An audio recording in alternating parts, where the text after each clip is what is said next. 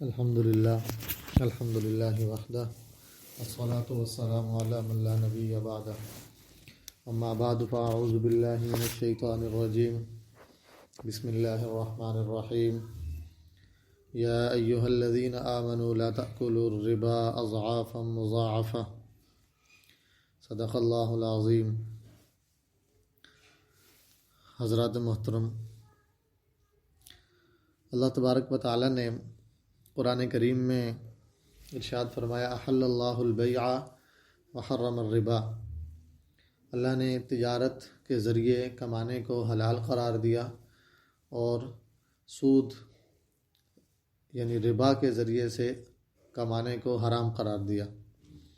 اسی طرح ایک اور جگہ پر ارشاد فرمایا اے ایمان والو لا تأکلوا الربا اضعافا مضاعفا، سود دگنا چگنا کر کے مت کھاؤ۔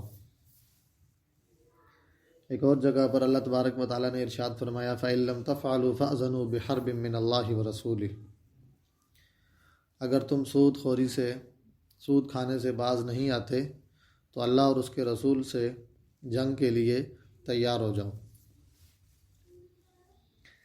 ایک حدیث میں نبی اکرم صلی اللہ علیہ وسلم کا ارشاد ہے لعن اللہ آکل الربا، اللہ تبارک و تعالیٰ نے لعنت فرمائی۔ لعنت کا مفہوم ہوتا ہے رحمت سے دوری، یعنی اللہ تبارک و تعالیٰ لعنت فرماتے ہیں، یعنی اپنی رحمت سے دور کر دیتے ہیں ایسے شخص کو جو سود کھائے یا کھلائے یا سود کی خطوں کے تحریر کرے، اس کو وکاتبہ اس کو تحریر کرے، اس کی لکھت پڑھت کرے، وشاہدیہ اور سودی معاملے پر گواہ بننے والوں پر بھی اللہ تبارک و تعالیٰ نے لعنت فرمائی۔ تو سود ایک گناہ کبیرہ ہے۔ اللہ تبارک و تعالیٰ نے قرآن کریم میں اور نبی اکرم صلی اللہ علیہ وسلم نے احادیث مبارکہ میں اس سے سختی سے منع فرمایا اور اس کا ارتکاب کرنے والوں کے لیے وعیدیں بیان فرمائیں۔ آج کا موضوع ہمارا ہے سود کی مروجہ صورتیں۔ معاشرے میں کچھ سود کی ایسی صورتیں بھی رائج ہیں جن کو عام طور پر سود نہیں سمجھا جاتا، اور بہت سے لوگ ناواقفیت میں سود کے گناہ میں مبتلا ہو جاتے ہیں۔ کچھ صورتیں سود کی واضح ہیں جن کو ہر شخص سمجھتا ہے، مثال کے طور پر بینکوں کا سود۔ سودی بینکوں کنونشنل بینکوں کے سیونگ اکاؤنٹ میں پیسہ رکھ کر یا فکس ڈپازٹ پہ کچھ کمانا، یہ شرعاً سود ہے۔ اس کو عموماً تقریباً ہر شخص ہی اس کو جانتا ہے کہ سودی بینکوں کے اندر جو سود ملتا ہے، سیونگ اکاؤنٹ پر کوئی سود آتا ہے تو یہ حرام ہے، ناجائز ہے۔ سب سے پہلے تو سود کی تعریف سمجھ لیجئے، سود کہتے کسے ہیں؟ سود کے اگر لغوی معنی ڈکشنری میننگ دیکھیں تو اس کا معنی ہے بڑھوتری، بڑھنا۔ اس کے علاوہ جو اس کی اصطلاحی تعریف ہے کل قرض جر منفعۃ فہو ربا، ہر وہ قرضہ جس کے نتیجے میں فائدہ اٹھایا جا رہا ہو تو یہ سود ہے۔ اس کی مزید تفصیل میں جانے سے پہلے یہ سمجھ لیں کہ لین دین اور معاملہ جو ہم کرتے ہیں، عقد کہتے ہیں اس کو۔ عقد کی دو قسمیں ہوتی ہیں، عقد معاوضہ اور عقد غیر معاوضہ۔ عقد معاوضہ وہ ہوتا ہے جہاں دونوں طرف سے کچھ چیز لی یا دی جا رہی ہو۔ مثال کے طور پر تجارت ہے، ایک طرف سے پیسے دیے جا رہے ہیں، دوسری طرف سے اس کے بدلے میں کوئی چیز دی جا رہی ہے۔ یا کرایہ داری کا معاملہ ہے، ایک طرف سے کرایہ دیا جا رہا ہے، دوسری طرف سے سروسز دی جا رہی ہیں، گھر رہائش کے لیے دیا جا رہا ہے یا گاڑی کرائے پر دی جا رہی ہے۔ اسی طرح پارٹنرشپ ہے، دونوں طرف سے کچھ نہ کچھ دیا اور لیا جا رہا ہے۔ کچھ عقد ایسے ہوتے ہیں جو عقد غیر معاوضہ ہوتے ہیں۔ قرض عقد غیر معاوضہ میں آتا ہے، شرعاً اس کو عقد غیر معاوضہ کہتے ہیں کہ قرض جب کسی کو دیا جاتا ہے تو یہ محض ایک احسان کا معاملہ ہے، اس کے نتیجے میں کسی سے کوئی بینیفٹ لینا یہ شرعاً جائز نہیں ہے۔ اللہ تبارک و تعالیٰ نے نبی اکرم صلی اللہ علیہ وسلم نے قرض دینے کے معاملے کو، قرض لینے کے معاملے کو جائز قرار دیا، بلکہ اس پر اجر بھی عطا فرمایا، اجر کا بھی اعلان فرمایا۔ کسی کے ساتھ اگر کوئی تعاون کرتا ہے قرض دے کر تو اسے اس کا اجر ملے گا، اور اگر کوئی شخص مقروض ہے اور وہ وقت پر اس کی ادائیگی نہیں کر سکتا تو اللہ تبارک و تعالیٰ نے ارشاد فرمایا فناظرۃ الی میسرہ، کہ اس کو مہلت دے دو کہ وہ سہولت سے جب اس کے لیے ممکن ہو وہ اس وقت تک ادا کرے۔ ترغیب دی کہ اس کو مہلت دے دی جائے، اور اگر کوئی شخص مقروض کو معاف کر دے تو اللہ تبارک و تعالیٰ اس کو صدقے کا ثواب عطا فرمائیں گے۔ تو قرض کو لازم قرار نہیں دیا اللہ تعالیٰ نے کہ اگر آپ کے پاس پیسے ہیں اور کوئی قرض لینے کے لیے آ گیا تو اس کو لازماً قرض دیں، یہ شرعاً لازم نہیں ہے۔ لیکن اگر آپ اسے قرض دے دیتے ہیں تو آپ اس قرض کے نتیجے میں اس سے کوئی بینیفٹ لینا یہ شرعاً درست نہیں ہے۔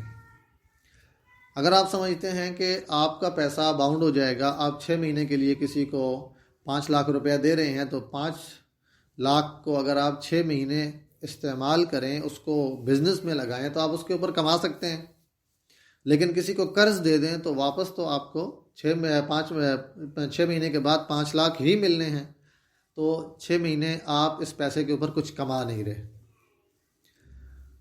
اسی لیے تو قرض حسن کہا جاتا ہے اس کو، قرض حسنہ، کہ آپ احسان کر رہے ہیں، یہ 6 مہینے آپ اس پیسے کے اوپر کچھ نہیں کما رہے، کسی اور کو دے دیتے ہیں، وہ اس سے جس طرح بھی فائدہ اٹھانا چاہے اٹھا لے۔ لیکن اگر آپ چاہتے ہیں کہ اپنے پیسے کے اوپر کچھ کمائیں، 6 مہینے میں آپ کو اس پیسے کے اوپر کچھ انکم آنی چاہیے، تو پھر عقد معاوضہ نہ کیا جائے، اس کے ساتھ کوئی اور معاملہ کر لیا جائے، پارٹنرشپ کر لی جائے یا مضاربت کر لی جائے کہ آپ انویسٹر بن جائیں، اس کو پیسہ دیں، وہ محنت کرے اور پروفٹ میں دونوں شیئر کریں۔ لیکن اگر قرض دیا جائے گا تو قرض کے اوپر کسی طرح کا کوئی بینیفٹ لینا یہ شرعاً جائز نہیں ہے۔ کل قرض جر منفعتا فہو ربا، ہر وہ قرضہ جس کے نتیجے میں کوئی نفع اٹھایا جائے، فائدہ اٹھایا جائے، کسی طرح کا کوئی بینیفٹ لیا جائے، وہ سود ہے۔ اب یہ بینیفٹ ہمیشہ ضروری نہیں ہے کہ کیش کی فارم میں ہی ہو۔ کیش کی فارم میں اس طرح ہوگا کہ آپ کسی کو قرض دیں، مثال کے طور پر 1 لاکھ روپیہ قرض دیں اور اس سے کہیں کہ مجھے واپس 1,10,000 روپیہ کرنا ہے واپس، تو یہ 10,000 روپیہ سود ہے، یہ شرعاً جائز نہیں ہے۔ لیکن قرض ہمیشہ کیش کی شکل میں ہو، سود ہمیشہ کیش کی شکل میں ہو یہ ضروری نہیں ہے، بلکہ سود کسی اور شکل میں بھی ہو سکتا ہے۔ قرض کے نتیجے میں کسی بھی شکل میں فائدہ اٹھانا شرعاً جائز نہیں ہے، یہ سود ہے، اور سود کو اللہ تبارک و تعالیٰ نے حرام قرار دیا۔ پھر سود کی آمدن چاہے جان بوجھ کے کوئی انسان سود کمائے یا ناواقفیت میں سودی ٹرانزیکشن کرے، سودی معاملہ کرے اور سود لے یا مجبوری میں لے، بہرحال اگر حرام گھر میں آ رہا ہے تو حرام اپنا اثر ضرور دکھائے گا۔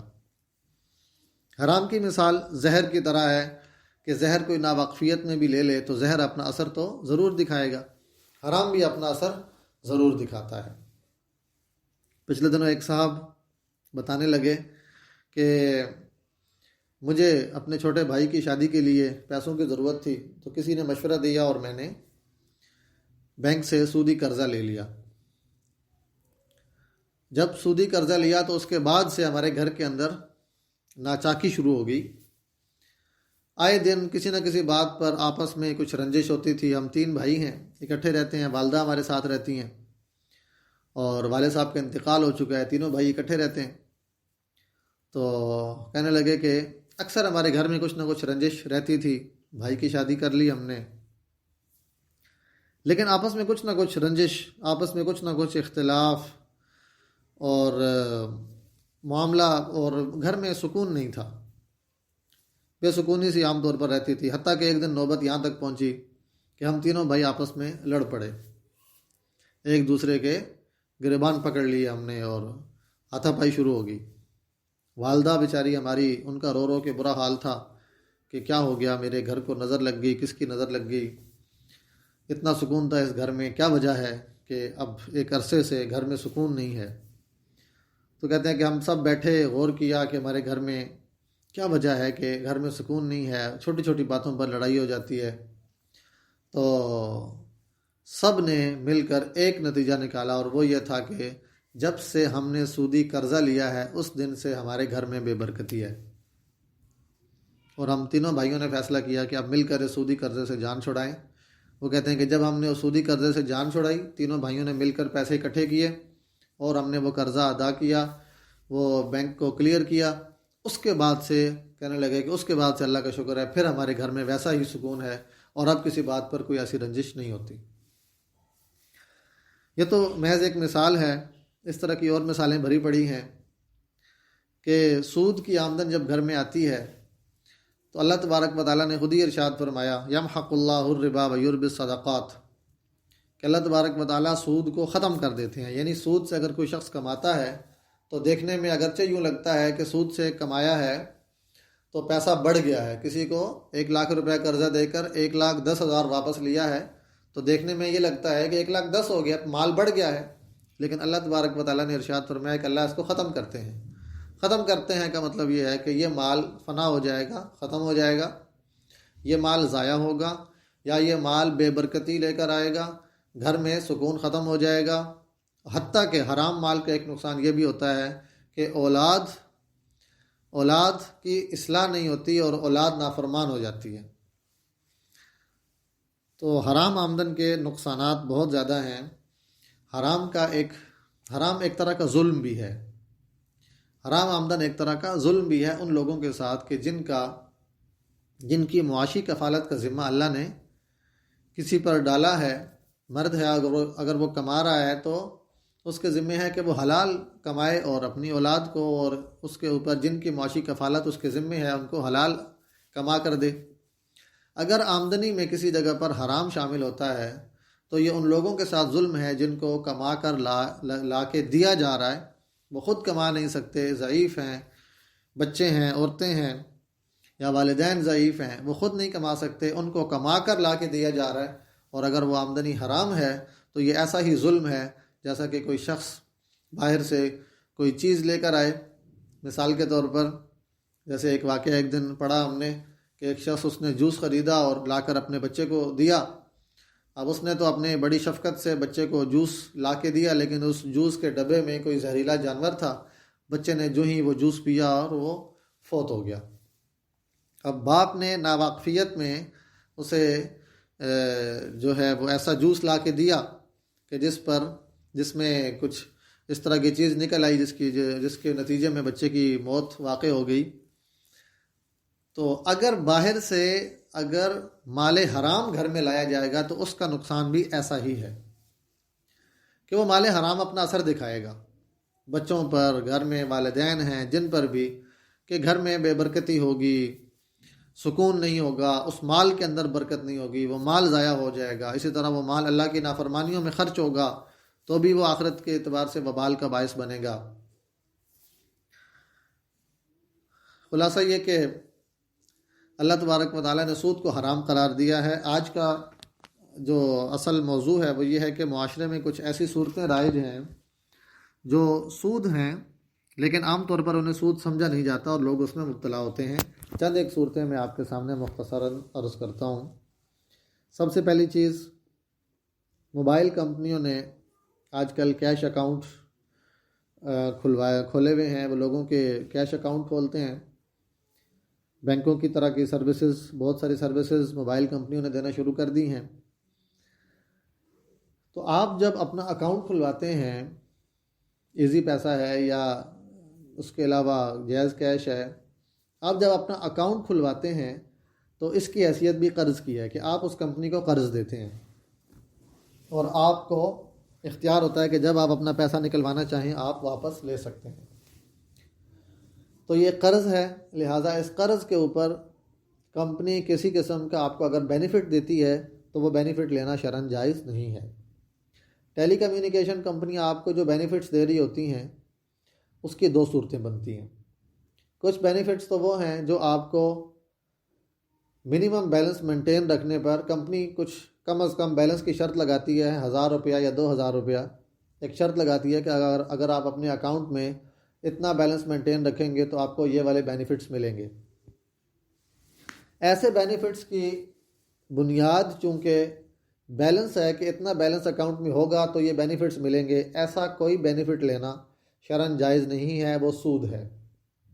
اس لیے کہ آپ کو یہ بینیفٹس قرض کی بنیاد پر مل رہے ہیں، چاہے وہ SMS فری ہیں یا منٹس فری مل رہے ہیں یا موبائل ڈیٹا MBs آپ کو فری مل رہے ہیں، کسی بھی فارم میں ہے، چونکہ اس کی بنیاد قرض ہے، اس لیے ایسا کوئی بینیفٹ لینا شرعاً جائز نہیں ہے۔ دوسری صورت ان بینیفٹس کی ہے جن کی بنیاد یہ قرض نہیں ہے۔ مثال کے طور پر کمپنی آفر کرتی ہے کہ آج کے دن آپ کوئی ٹرانزیکشن کریں، آپ کسی کو کیش ٹرانسفر کریں یا کوئی خریداری کریں اور اس کی پیمنٹ کریں تو آج کے دن میں آپ کو اتنا ڈسکاؤنٹ مل جائے گا۔ چونکہ اس ٹرانزیکشن کی بنیاد قرض نہیں ہے بلکہ کوئی بھی شخص، اس کے اکاؤنٹ میں جتنے بھی پیسے ہوں، کم ہوں زیادہ ہوں، کوئی بھی شخص یہ ٹرانزیکشن کرے گا تو اسے یہ بینیفٹ مل جائے گا، اس لیے یہ شرعاً جائز ہے، اس لیے کہ اس کی بنیاد قرض نہیں ہے۔